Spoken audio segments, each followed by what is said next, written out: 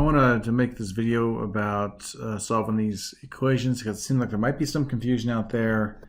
It seems like people are stopping before the final step, so I want to go through this. And we have, we have sine squared x is negative 5 cosine x. Now we have sine and cosine here, and we want it in terms of just one of these two functions. And the only one that we can really make a big change over is, now the easier one to change here is the squared term, because we have the relationship that sine squared x plus cosine squared x equals 1. So that establishes that relationship. Now in this case, we could just solve for sine squared x, and we get 1 minus cosine squared x. So I'm going to rewrite this then. Instead of the sine squared x, I'm going to write 1 minus cosine squared x equals negative 5 cosine of x. Now I want to get everything over to the one side, so just to make it easier for me to see, I'll subtract the 1, and I'll add cosine squared x to both sides. And what's that going to give me? That's 0 equals cosine squared x minus 5 sine x. Oh, that was a cosine x. Minus 5 cosine x minus 1 equals 0. Now we already have it equals 0 there, but whatever. The point is we have every term on the same side. Now at this point, for most people, it might be easiest if we said u equals cosine of x. So we'd have u squared minus 5u minus 1 equals 0. And that's not factorable, which is kind of the design of these problems.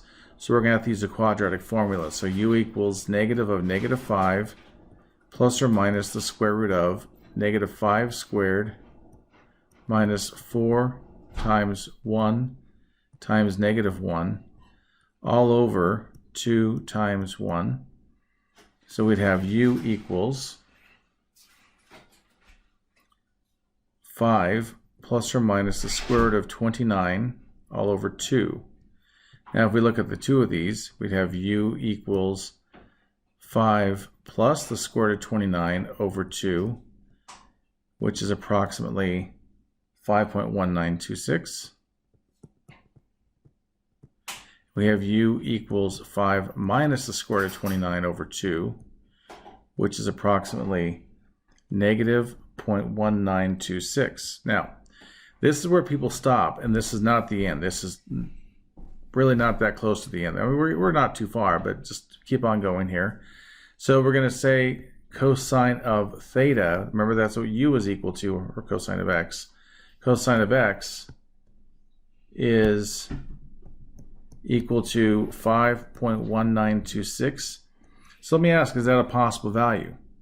And the answer is no, because cosine cannot produce something bigger than 1 or smaller than negative 1. And this is definitely bigger than 1, so this one's not going to yield anything. But the other one, we have cosine of x equals negative 0.1926. That is something we can work with. So our x will be equal to cosine inverse of negative 0.1926. And that gives me the value 1.7646. That's what I rounded it off to 4 places. Now if we were to graph that, that's definitely a second quadrant thing, which makes sense because it was a negative value. And so that works. Now what cosine inverse can't give us is something in the third and fourth quadrants. Cosine inverse only returns values in the first and second quadrants. So what we have to do is think about this in terms of it being a, let me change colors here, having the reference angle here. And the reference angle is found by doing pi minus 1.7646. And our reference angle is a pretty big one. It's 1.377.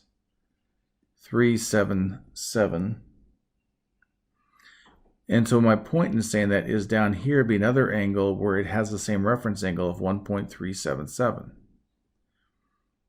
And to get that last angle, let me change colors again. It'd be like saying going from here all the way to that. So that's like saying pi plus 1.377. When you do that, you get the other x as 4.5186.